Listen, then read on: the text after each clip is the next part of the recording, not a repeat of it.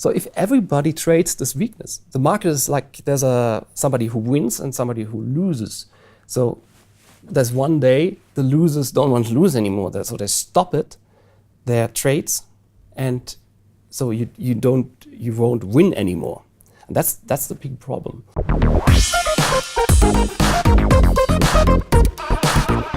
Great, so Bernhard, starting off, so today we're talking about trading robots. So the first thing, what is a trading robot? Trading robot is a machine. It runs on a computer, and what it needs is an input that is market data normally, and it also produces an output, which is the trading commands. So it goes long and short, and normally you're trading a market or an instrument of the market, and you had a great idea and you say, maybe you traded that manually, and then you think, okay, let's put this into a robot with certain rules, and let's trade that automatically, so you don't have to care about that. Very important part is that before you start trading automatically, you want to test this robot, and you see, how can I do that? The easiest way is you take historical data. This company here, Dukascopy, they have a nice platform, JForex, where you can develop robots, automatic trading systems. And on this platform, you can also do back tests, which means you have to start a historical tester, and you put your ready-made robot into this tester, and then you run it for a decent time. Then you see how it performs in the past. If it was bad, maybe, okay, you can improve it. When it was good, then you just keep it. And it sounds like a really interesting concept. So to say that you had an automatic trading machine, is it a good idea to start trading real money with it? You saw that, and maybe in the historical tester, and you saw a great profit. So you think of, let's trade real money. But nobody knows the future. You don't know, I don't know, nobody knows. And normally what happens, you have normal market conditions and you have extraordinary market conditions. So let's put this down, the probability of a winning robot or losing robot, put it down to a coin flip. Maybe, you flip a coin, and normally the probability on the long term is 50-50% on head or back. So what happens, would you play a game where you will lose like 60% and where you win 40% in a coin flip? Probably not. I wouldn't do that either. That's how actually casinos work.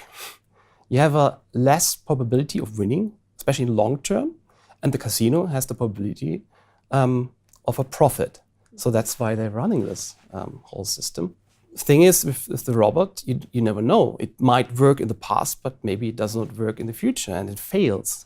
And that's a really interesting topic, because you have said that no one knows what's going to happen. Mm-hmm. And the chart behind us here is the perfect example of that. So talking about trading robots failing, why do so many fail?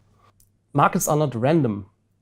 Here we can see the Euro Swiss franc, the big flash crash on January 15th, 2015. And nobody expected that. Everybody thought maybe one day the Swiss franc Euro pack will be out of business, but nobody knew when this will happen. But the S&B, this day it happened, and I don't know what happened to all the robots which traded the small line on the top here, you can see, and then on this day, if you were on the wrong side of the market, you lost a lot of money, even if you're a robot, because there was no market for a decent time. You could not exit. That was the problem. So even your robot lost.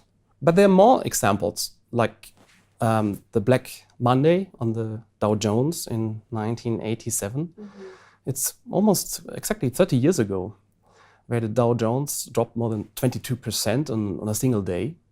And this does not happen on a random market, on a random movement. It would happen maybe 1 out of a billion years, but it happens more and more often.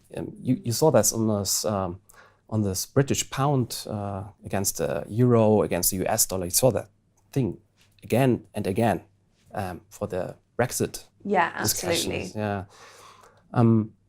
Here we go, robots fail. In this situation, you have no chance. You did a great back test, but this was never covered. And there's another reason why robots fail. They might work for a decent time, but you found a weakness in the market. But after a while, there are so many programmers out there, not just like me. I found a weakness, I programmed that, but there are many other programmers. In the big banks, there are thousands of programmers, and they find this weakness as well. So if everybody trades this weakness, the market is like there's somebody who wins and somebody who loses. So there's one day the losers don't want to lose anymore, so they stop their trades, and so you won't win anymore.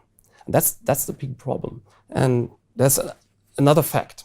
The big companies, they know more than we know. We are retail traders. They know much more than we do. They have much more information. They can realize these information much easier into a profit.